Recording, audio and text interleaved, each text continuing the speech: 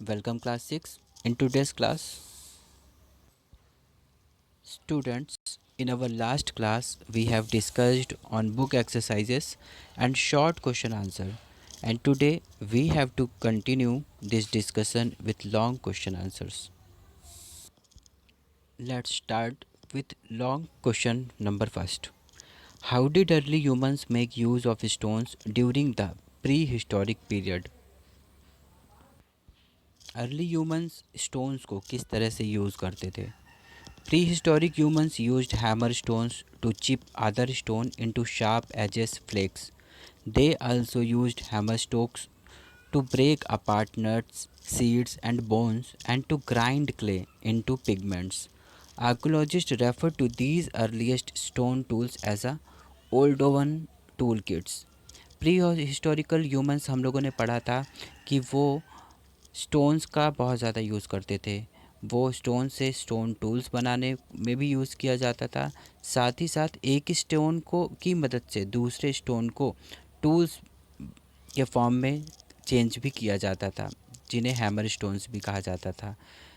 ये इन्हीं stone tools की मदद से हंटिंग करते थे, प्लांट्स को की जड़ों को निकालते थे, डिगिंग करते थे सॉइल की, और भी बहुत सारी दूसरी वर्क करने में ये स्टोन टूल्स इनके हेल्प करती थी।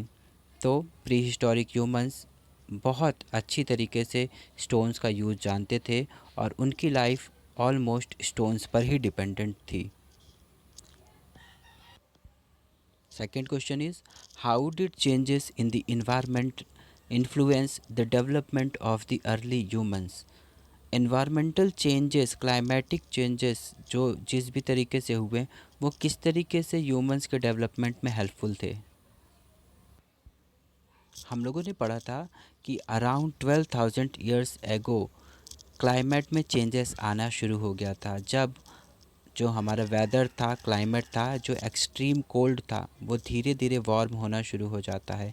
इस टाइम पर बहुत सारे ग्रेन ग्रासेस डेवलप्ड होते हैं और कुछ ऐसे एनिमल्स जो इन ग्रासेस पे पर ही अपने सर्वाइवल के लिए डिपेंडेंट थे, उनका भी इंक्रीज़ होता है, उनके भी नंबर्स बढ़ते जाते हैं क्योंकि फूड उनके लिए अवेलेबल हो जाता है ना। इस टाइम पर अर्ली ह्यूमंस इन एनिमल्स को पालना भी शुरू कर देते हैं और यहाँ तक कि वो ये भी जानने लग जाते हैं कि कौन कौन उनके उन एनिमल्स के फूड हैबिट्स क्या हैं, उनका ब्रीडिंग सीज़न क्या है और भी बहुत सारी दूसरी चीज़ें भी। वो पूरी तरीके से एनिमल रियरिंग को समझने लगते हैं। नए ग्रेन ग्रासेस जो बहुत ज़्यादा ग्रो हुए, उनसे वो पूरे के पूरे क्रॉप पैटर्न को भी समझने लगते हैं। वो फार्मिंग करना सीख जाते हैं और इन्होंने बहुत कुछ सीखा इस पूरे क्लाइमेटिक चेंजेस जो भी हो रहे थे उससे।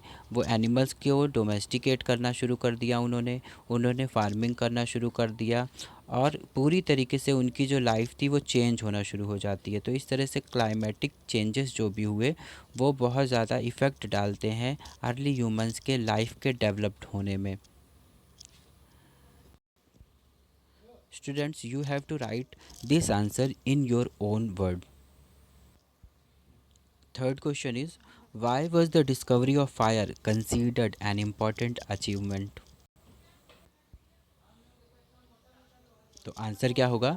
The control of fire by early humans was a turning point in the technological evolution of human being.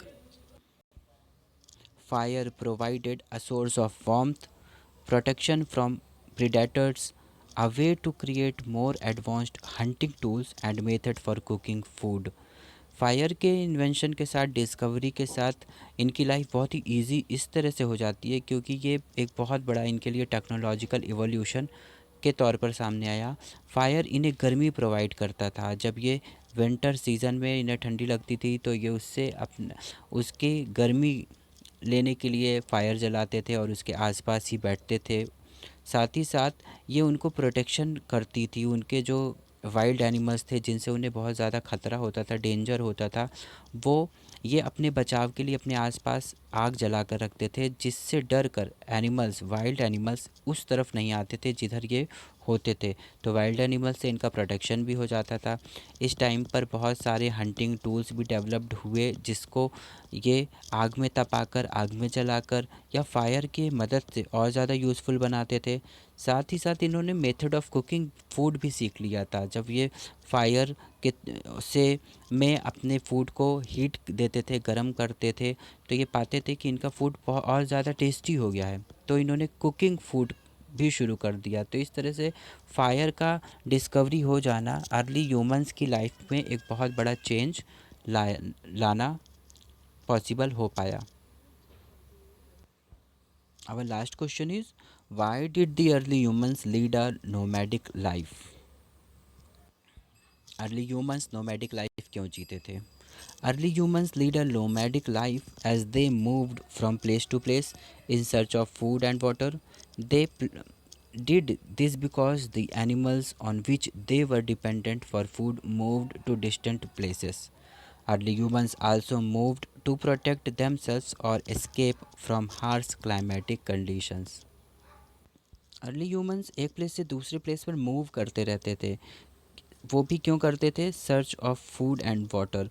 वो फूड के सर्च में, वाटर के सर्च में हमेशा घूमते रहते थे, क्योंकि वो परमानेंटली एक प्लेस पर नहीं रहते थे। जहाँ पर भी उन्हें फूड या वाटर अवेलेबल होता था, वो उसी जगह पर रहना शुरू कर देते थे कुछ समय के लिए, जब तक वहाँ पर फूड ख़त्म नहीं हो जाता था। ये ऐसा इसलिए भी करते थे क्योंकि जो एनिमल्स इन्होंने पाला हुआ है, डोमेस्टिकेट किया है, उनको भी मूव कराना है, उनको भी उनके हिसाब से फूड अवेलेबल कराना है। तो एक प्लेस से दूसरे प्लेस तक इसलिए भी वो मूव करते थे। साथ ही साथ पर वो अपने आप को प्रोटेक्ट करने के लिए, जो एनिमल्स है, वाइल्ड एनिमल्स हैं, उनसे प्रोटेक्ट करने के लिए, और साथ में हार्श क्लाइमेटिक कंडीशन, जहाँ पर बहुत ज़्यादा हार्श क्लाइमेटिक कंडीशन है और उन्हें छिपने के लिए जगह नहीं है, तो वो एक प्लेस से दूसरे प्लेस पर मूव करते थे, ताकि वो रॉक्स के शेल्टर के अंदर छिप सकें, केव्स में छिप सकें, या पेड़ों या झाड़ियों के अंदर कहीं जाकर छिप सकें और अपने आप को बचा सकें। तो बहुत सारे रीज़न्स रहे हैं अर्ली ह्यूमंस के, जो वो नोमैडिक लाइफ्स को जीते थे। Student, this was our discussion on question answers. You have to write all answers on the basis of our class in your own words. And with this, we are completing our history chapter 2nd.